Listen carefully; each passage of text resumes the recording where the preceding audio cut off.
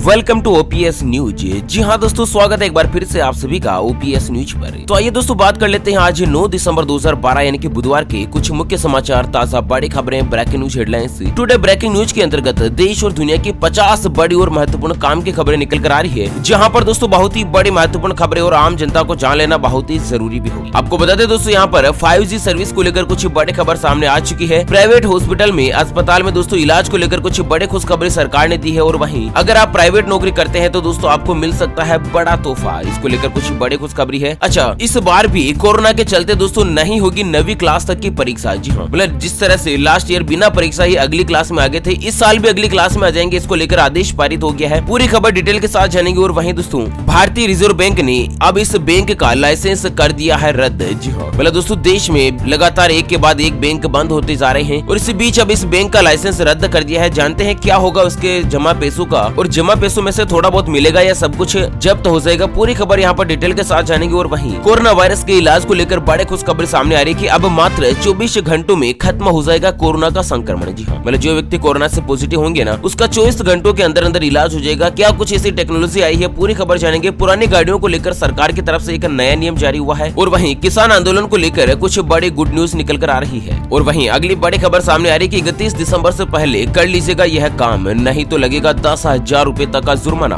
और वहीं मौसम समाचारों को लेकर कुछ बड़ी खबर सामने आ रही है। दोस्तों भयंकर चेतावनी जारी की गई है मौसम विभाग की तरफ से देश के कुछ राज्यों में। और वहीं दोस्तों यहाँ पर सोने चांदी के भाव को लेकर कुछ बड़ी खबर है। अच्छा, आधार कार्ड को लेकर, एटीएम कार्ड को लेकर सरकार की तरफ से नए नियम जारी किए गए हैं। तो एक एक करते हुए जानते हैं आज दोस्तों देश और दुनिया की दिन भर के तमाम बड़ी और महत्वपूर्ण काम की खबरों की ओर। ऐसा में बने रहेगा इस वीडियो के साथ आखिर तक। चलिए शुरुआत कर लेते हैं आज की पहली और बड़ी खबर से। लेकिन उससे पहले आपसे एक छोटी सी प्यार भरी सी गुजारिश करते हैं दोस्तों कि अगर आप अपने चैनल ओपीएस न्यूज पर पहली बार अगर वीडियो देख रहे हैं तो वीडियो के नीचे का लाल कलर का सब्सक्राइब वाला बटन दबाकर चैनल को सब्सक्राइब कर लीजिएगा और पास वाले घंटी के बटन को दबा दीजिए, ताकि आप रह पाएंगे दिन भर की काम की और लेटेस्ट खबरों से हमेशा अपडेट। और दोस्तों बड़ी मेहनत से हम आप तक ये वीडियो बनाकर लाते हैं और दोस्तों आपका लाइक नहीं मिलता है तो फटाफट से वीडियो को लाइक करके आप अपना प्यार दिखाइएगा, क्योंकि दोस्तों आपका लाइक और शेयर करना ही हमारी मेहनत का फल है और हम आप तक रोज ऐसे ही नए वीडियो जो है लाते रहेंगे। चलिए आज की पहली और बड़ी खबर सामने आ रही है कि जियो अगले साल लॉन्च करेगा 5G। जानेंगे किस तरह से बदल जाएगी हमारी जिंदगी और क्या क्या होंगे बदलाव। जी दरअसल मुकेश अंबानी की तरफ से 5G को लेकर एक बड़ा ऐलान किया गया है। अंबानी ने ऐलान किया है कि साल 2021 की दूसरी तिमाही तक जियो के 5G नेटवर्क को लॉन्च कर दिया जाएगा। रिलायंस जियो तेजी से 5G नेटवर्क के ऊपर काम कर रहा है और जियो ने 5G नेटवर्क के लिए क्वालकॉम के साथ साझेदारी यानी कि पार्टनरशिप भी कर दी है। मतलब दोस्तों जुलाई अगस्त 2021 तक रिलायंस 5G जो यहाँ पर भारत देश में आ जाएगा। दोस्तों एक चीज आपको बता दें कि 4G के बाद 5G जो आएगा ना, उसमें अपनी स्पीड इतनी ज्यादा तेजी से हो जाएगी यहाँ पर, जिसकी उम्मीद की कल्पना भी आप नहीं कर सकते। वैसे दोस्तों आप अभी मोबाइल में कौन सा इस्तेमाल करते हैं, 3G या 4G? वैसे अभी 4G कॉमनली रूप से चल रहा है। और इसी के साथ अगली बड़ी खबर निकल कर आ रही है कि ESI लाभार्थियों का अब प्राइवेट हॉस्पिटल में भी हो सकता है इलाज, मिल चुकी है अनुमति। जी हाँ, दरअसल कर्मचारी राज्य बीमा निगम यानी कि ESIC ने सोमवार को उससे जुड़े लाभार्थियों को आपात परिस्थिति में नजदीक के किसी भी प्राइवेट हॉस्पिटल में स्वास्थ्य सेवाएं लेने की अनुमति दे दी। जी हाँ दोस्तों, आपको बता दें कि अगर आप किसी भी प्राइवेट जगह पर काम करते हैं, गवर्नमेंट जगह पर काम करते हैं, अगर आपकी तनख्वाह में से, सैलरी में से ESI कटता है ना, तो दोस्तों अब आप गवर्नमेंट नहीं बल्कि प्राइवेट हॉस्पिटल में भी इमरजेंसी में इलाज करवा सकते हैं, जिसका सारा खर्चा बिल्कुल फ्री में होगा। ESI डिपार्टमेंट की तरफ से वहन किया जाएगा। हालांकि दोस्तों प्राइवेट हॉस्पिटल में अगर आप ESI का बेनिफिट लेकर इलाज करवाते हैं तो पहले आपको पेमेंट किया जाएगा, बाद में दोस्तों आप उस भुगतान को फिर से प्राप्त कर सकते हैं गवर्नमेंट के द्वारा। एक बार तो आपको खर्च करना पड़ सकता है, ठीक है ना। चलिए अगली बड़ी खबर सामने निकल कर आ रही है कि कर्मचारियों को बड़ा तोहफा, महंगाई भत्ते में मिला इजाफा।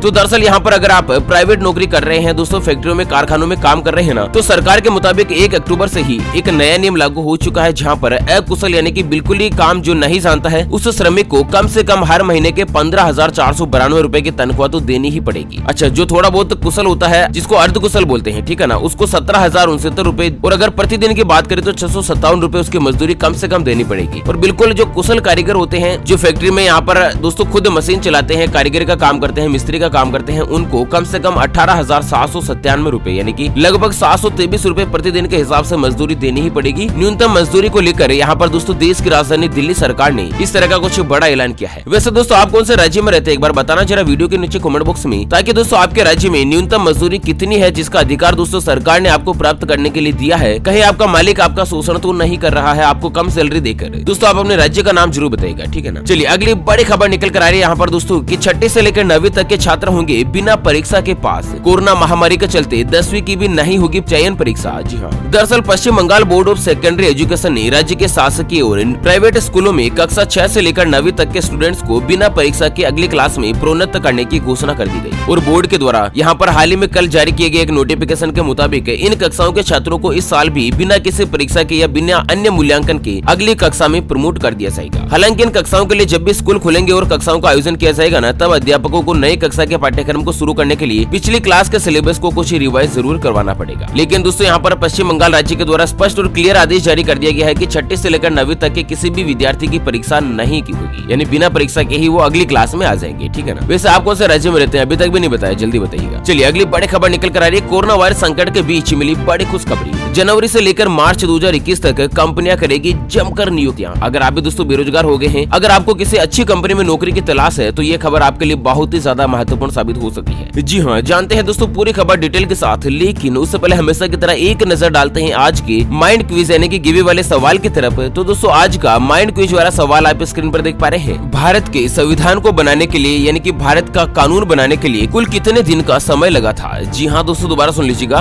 भारत का संविधान बनने के लिए कुल कितने दिन का समय लगा था? तो फटाफट से लिखना है क्वेश्चंस का सही जवाब इस वीडियो के नीचे कमेंट बॉक्स में। और दोस्तों सही जवाब देने वाले किसी एक खास कमेंट्स को सेलेक्ट किया जाएगा हमारी ओपीएस न्यूज टीम की तरफ से, और उसे दिया जाएगा एक अमेजिंग और सरप्राइज गिफ्ट। और हाँ दोस्तों, जो विनर होगा यानी कि विजेता की जो घोषणा होगी ना, वो हमारे अगले वीडियोस में की जाएगी। ऐसे में चैनल को सब्सक्राइब नहीं किया है तो जल्द से जल्द कर लीजिएगा। चलिए बड़ी खबर सामने आ रही है कि कोरोना संकट के बीच अब रोजगार के क्षेत्र में अच्छी खबरें आनी शुरू हो गई है। राष्ट्रीय स्तर पर रोजगार के आंकड़ों में लगातार सुधार हो रहा है, और जैसे जैसे आर्थिक गतिविधियों में सुधार हो रहा है ना, वैसे वैसे रोजगार के अवसर भी बढ़ रहे हैं। और इसी कड़ी में यहाँ पर आपको बता दें कि लगभग देश में किए गए एक सर्वे के मुताबिक 1518 कंपनियों ने जनवरी से लेकर मार्च तक भर्तियां निकालने का ऐलान किया है। ऐसा में दोस्तों इन 3 महीनों में बड़े रोजगार के जो अवसर है ना, वो पैदा होने वाले हैं। चलिए अगली खबर आ रही है। रिजर्व बैंक ऑफ इंडिया ने अब इस बैंक का लाइसेंस किया रद्द। जानते हैं दोस्तों बैंक के डिपोजिटर्स का क्या होगा, आखिर कितना पैसा मिलेगा वापस? तो दरअसल रिजर्व बैंक ऑफ इंडिया ने महाराष्ट्र के कराड़ जनता सहकारी बैंक का लाइसेंस रद्द कर दिया है। केंद्रीय बैंक ने पर्याप्त पूंजी नहीं होने और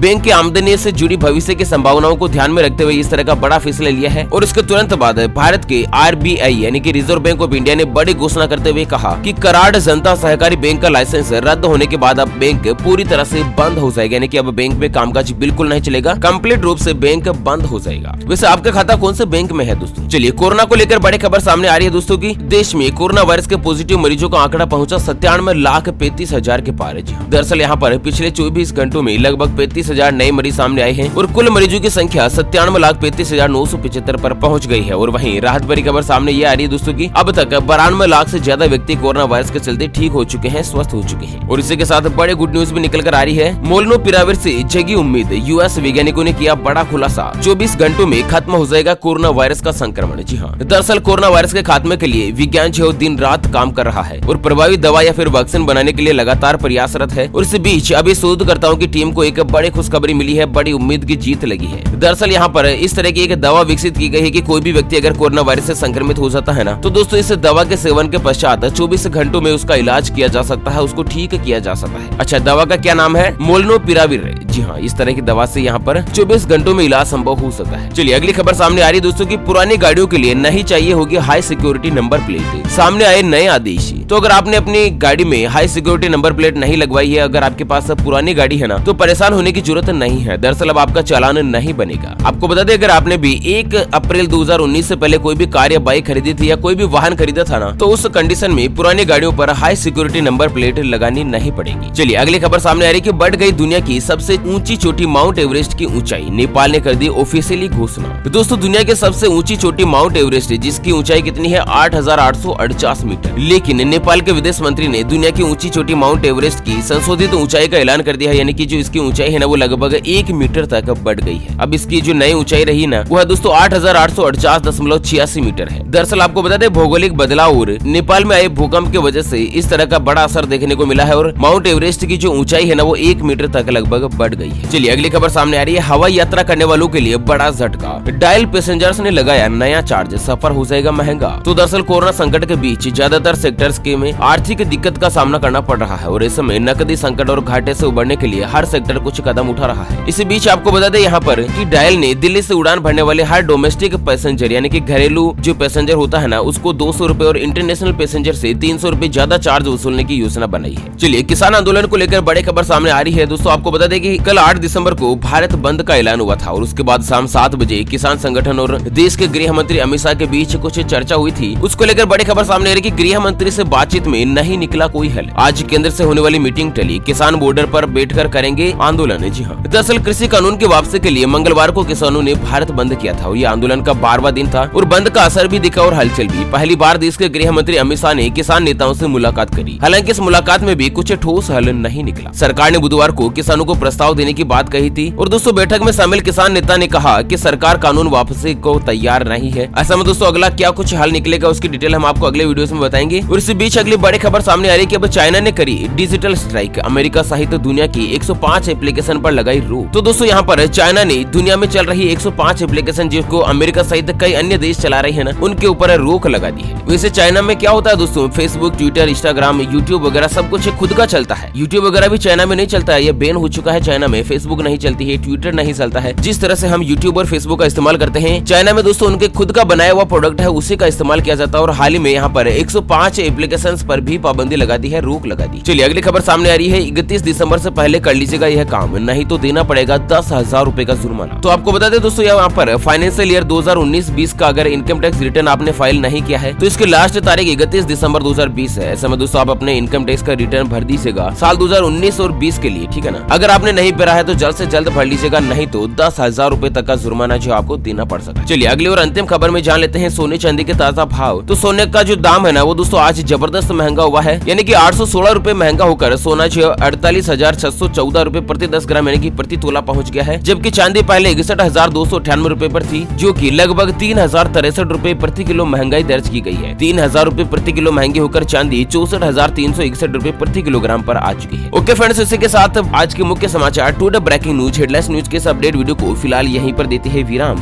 बहुत जल्द फिर से करेंगे मुलाकात एक और नई और ताजा तरीन ब्रेकिंग न्यूज हेडलाइंस के साथ। तब तक के लिए बने रहेगा आपके अपने चैनल ओपीएस न्यूज पर। Thank you, take care, good bye, जय हिंद, जय भारत।